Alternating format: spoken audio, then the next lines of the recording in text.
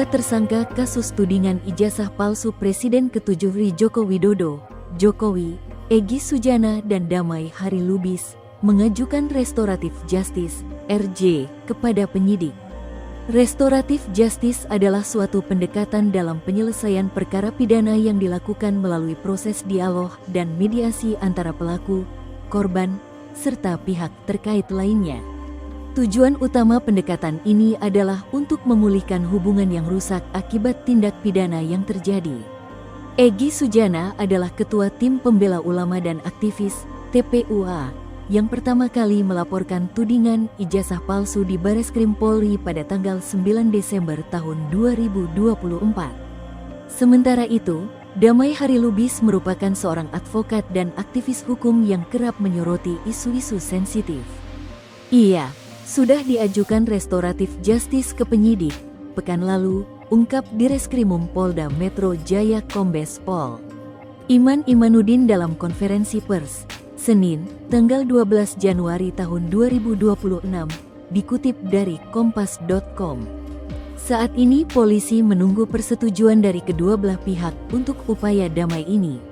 Kami penyidik menunggu dari kedua belah pihak untuk permohonan RJ-nya. Nanti ketika para pihak sudah memutuskan untuk mengambil upaya hukum melalui restoratif justice, nanti akan kami fasilitasi sebagaimana KUHP maupun KUHP baru kita, jelas Iman. Tanggapan pelapor, Sekjen Peradi Bersatu, Ade Darmawan, selaku pelapor telah memberi tanggapan terkait Egy Sujana dan Damai Hari Lubis yang mengajukan restoratif justice.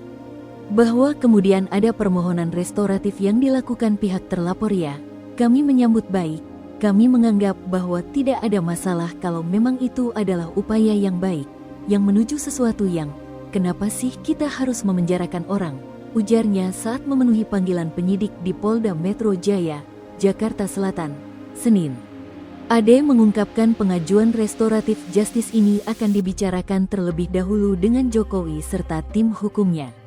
Ia menyebut penyelesaian perkara lewat jalur restoratif sangat mungkin dilakukan mengingat laporannya merupakan delik umum. Kita pertimbangkan hal itu, sambil tetap berkoordinasi dengan pihak Bapak. Kalau memang itu dimungkinkan, maka kami tetap akan mengikuti apa arahan dari Bapak ia sehingga itu perlu kita kaji dulu bersama berdiskusi, bersama Polda Metro, jelasnya. Kedatangan Egy dan Damai ke rumah Jokowi. Egy Sujana dan Damai Hari Lubis menyambangi kediaman Jokowi didampingi kuasa hukum, Elida Neti, di Kelurahan Sumber, Solo, Jawa Tengah, Kamis, tanggal 8 Januari tahun 2026. Ajudan Jokowi, Kompol Syarif Muhammad Fitriansyah, membenarkan kunjungan Egy Sujana DKK. Kompol Syarif menyampaikan, saat pertemuan turut hadir Ketua Umum Relawan Jokowi, Rejo Darmizal serta Sekretaris Jenderal Rejo Rahmat. Ya, betul pada sore hari Bapak Joko Widodo menerima silaturahmi dari Saudara Egy Sujana dan Saudara Damai Hari Lubis didampingi Saudari Elida Neti selaku kuasa hukum Saudara Egy Sujana, ujarnya kepada tribunnews.com, Jumat, tanggal 9 Januari tahun 2026.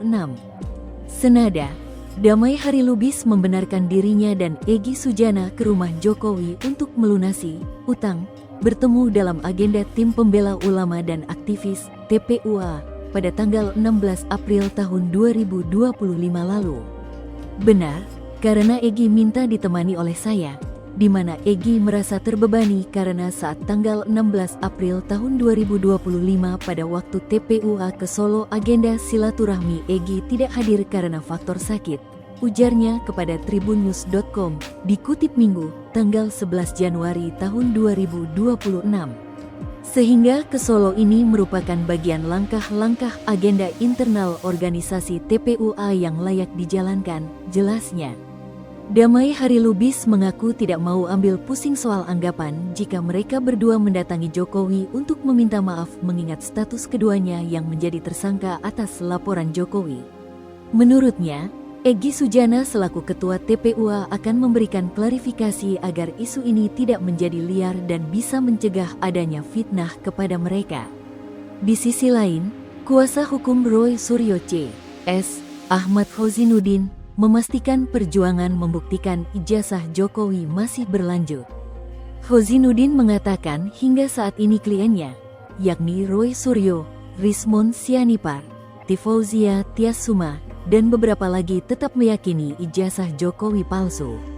Klien kami tetap konsisten membongkar ijazah palsu Jokowi, katanya kepada wartawan, Sabtu, tanggal 10 Januari tahun 2026. Khozinuddin memandang pertemuan Egy Sujana dan Damai Harilubis dengan Jokowi tak ada kaitannya dengan objek perkara ijazah palsu. Menurutnya, sejak awal Egy Sujana dan Damai Harilubis sudah memiliki kuasa hukum sendiri.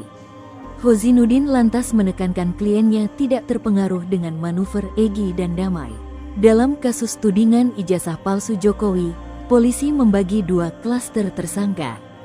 Klaster pertama terkait dugaan penghasutan untuk melakukan kekerasan terhadap penguasa umum. Dalam klaster pertama ini ada 5 tersangka, yakni Egy Sujana, Kurnia Tri Royani, M. Rizal Fadilah, Rustam Effendi, dan Damai Harilubis. Mereka dijerat dengan pasal 310 dan atau pasal 311 dan atau pasal 160 KUHP dan atau pasal 27 AJO pasal 45 ayat 4 dan atau pasal 28 ayat 2 JO pasal 45A ayat 2 UU ITE. Kemudian klaster kedua, terkait dugaan telah menghapus atau menyembunyikan dokumen elektronik milik orang lain serta memanipulasi dokumen. Dalam klaster kedua ada 3 tersangka yakni pakar telematika Roy Suryo, ahli digital forensik Rismon Sianipar, dan akademisi Tifauzia Tiasuma alias Dr. Tifa. Ketiganya dijerat dengan pasal 310 dan atau pasal 311 KUHP dan atau pasal 32 ayat 1 JO pasal 48 ayat 1 dan atau pasal 35 JO pasal 51 ayat 1 dan atau pasal 27 AJO pasal 45 ayat 4 dan atau pasal 28 ayat 2 JO pasal 45A ayat 2 UU ITE. Download Tribun X sekarang. Menghadirkan lokal menjadi Indonesia.